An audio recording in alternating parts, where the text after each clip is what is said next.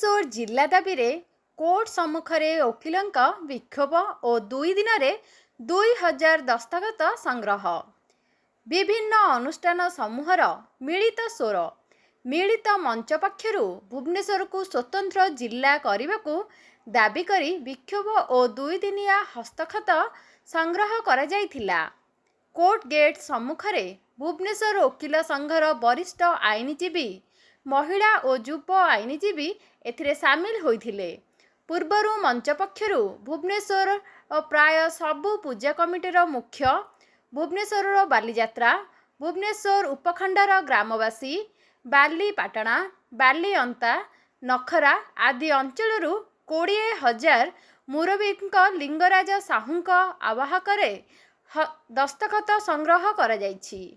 आज एही अभियान रे राज्य आईनजीवी परिषदर सभ्य आत्मप्रकाश महांती, वकिल संघ पूर्वतन सभापति दुर्गा प्रसाद मिश्र, पूर्वतन उपसभापति शीलाभद्र शास्त्री, अंजन सामंतराय, पूर्वतन संपादक प्रशांत कुमार साहू, वरिष्ठ आईनजीवी हरप्रिया सामंतराय, प्रसन्न मिश्र, राजेंद्र कुमार दास, सरोज कुमार साहू आदि शताधिक आईनजीवी सामिल होइथिले।